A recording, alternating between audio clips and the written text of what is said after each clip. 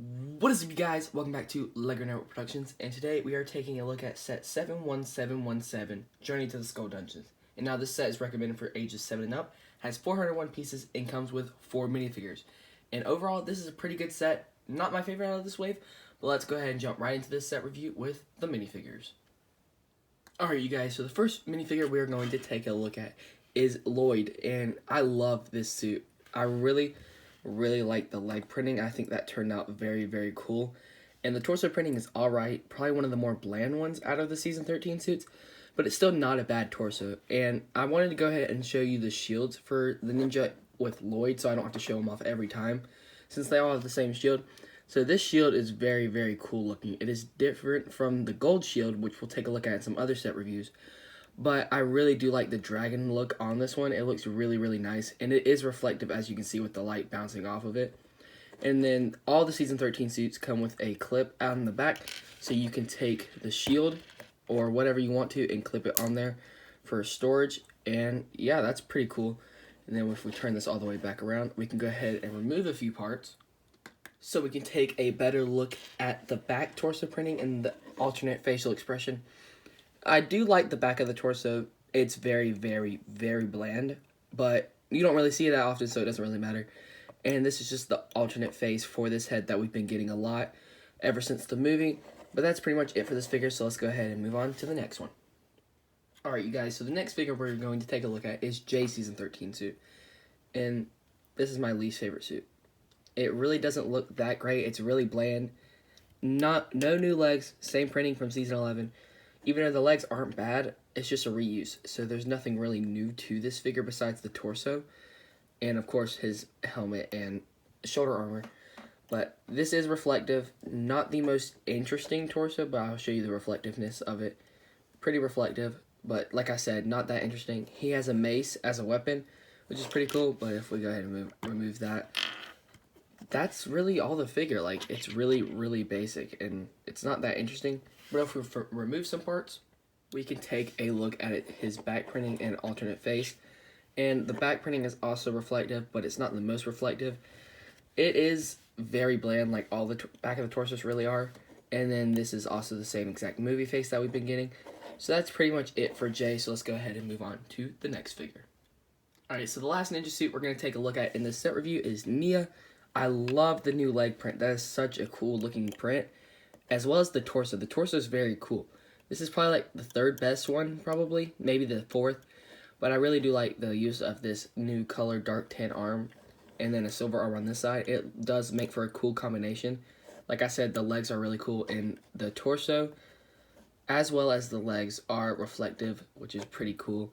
And then if we remove some parts, we can see her back printing and her alternate face. Like I said, all these figures have their movie faces. So there's her alternate expression, and then there's her back printing, which is actually not that bad. It's reflective as well. But that's going to do it for this figure, so let's go ahead and take a look at the last figure of the set.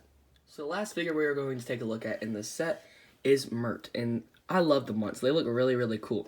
I love the use of these greenish arms. They're really cool looking. His torso and leg printing are very cool. Just like Nia's, the legs on this figure are reflective, which is very cool. And then his torso printing is cool as well as his head. I really do like that, and I like the use of the stud and the hair that they use for Nauticon and stuff like that. I really do like the way that looks. And I love the reuse of the Dragon Hunter armor on these figures.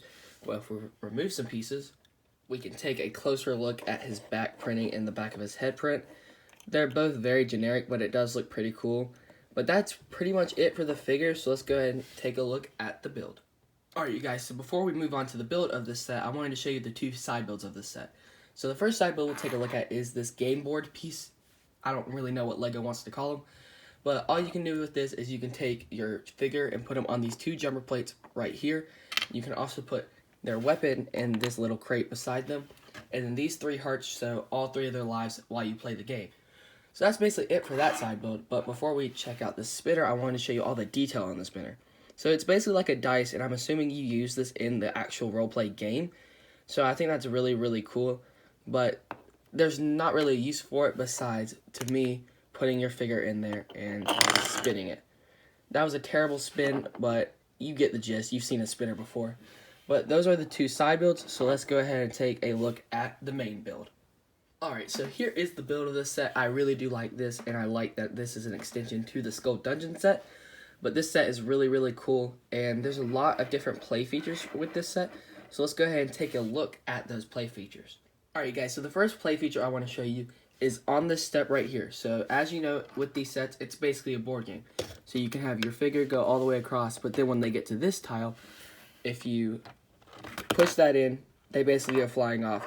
That wasn't the best fly off, but that's basically what it does. And if we take a closer look at the play function, we can see exactly how it works. So you have this orange piece right here, as long with this red piece, and as soon as you push that, that'll flip up, causing this tile piece to fly off. So yeah, that's pretty much it for this play function. Let's take a look at the next one. Alright, so here's the next play function. So there's this little wheel right here, well not a wheel, but you know what I mean, that you can turn, which will cause this cage to lower, and you can also do it the other way where it'll raise the cage, which is really cool as well. And I really do like this play function. It'll allow for a lot of play with kids, which I think is really cool. But those are the two main play features, so let's go ahead and take a look at the interior of this build. So before we took a look at the exterior, I wanted to show you the interior, and there's a bed and a crystal right over here, which is pretty cool. And if you want to, you can take your Mert and you can stick them on this bed under here. So it's basically like a little room inside the set, and I think that's pretty cool looking, actually. I do like the way that looks, and as you can see over here, there is a little clip, which I am assuming you can clip onto other sets, which is really cool. And there are also clips right here, so if you wanted to, you could take some weapons. So I'll take his axe, and we can slide that in right there, which will help with storage and stuff like that, which is really cool. And then there's just some random gem, like I said beforehand. And then if we want to, we can raise this up and take a better look at how that play function works that I just showed you. And there's also a ruby right there, which is really cool as well. So let's go ahead and take a look at the exterior. So if we remove these steps right here, we can take a closer look at the front of this build, which is really, really cool. I love the translucent orange on this build. It looks really cool. And I like the way that they made these supports for the set, which are very, very simple builds, which I can show you. As you can see, they are very simple. They are just connected onto hinges, and then you flip them down, which will make it look like a really cool aesthetic on the build, and I think that turned out really cool. I love all the rock work of this build. It really does look cool. But let's go ahead and take a look at the top of the build. Alright, so taking a look at the top, we can see the Shadow Blade of Deliverance, which is really cool. We have some green flames, and we have this pot with some bones in it, with a fire right under it, which is really cool. And then you have another game tile right here, which I'm guessing if you played the game in the right way, your ninja would eventually end up on that game tile, which is pretty cool. But yeah, there's really nothing much else to say besides we have some stickers right here for wood and stuff like that. And then you can take out the blade right here and give it to whatever figure you want to in this set. And I really do like the way these blades look. They look really, really cool. But that's pretty much it for this build, so let's go ahead and take a look at the box. Alright, so taking a look at the box, like I said in yesterday's review, I love the way these boxes look. The aesthetic is very, very cool. Something that I didn't show off in yesterday's review is that there is a coal in the bottom corner of each of the boxes, which is really cool. And then if we take a look at the other corner, you can see that there are the figures right there, as well as the spinner is shown here, which we took a look at earlier.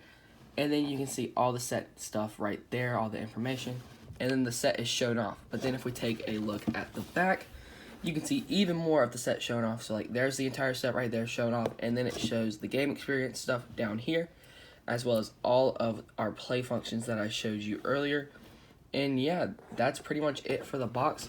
So let's go ahead and head on to the final verdict of this set. So overall, I would say this set is a B+. It's not the most amazing set in the world, but it's not a bad one either. I really do like the figures in this set, as well as the build. It is a great extension to the bigger set, the Skull Dungeon. So overall, like I said, this is a B+ set. Let me know if you guys already have this set or if you plan on picking up in the near future. But yeah, guys, that's pretty much going to do it for this video. If you like the video, please like, comment, and subscribe. Do all of that fun stuff. But yeah, guys, this is Lego Ninjago Productions. Peace out, guys. See you in the next one.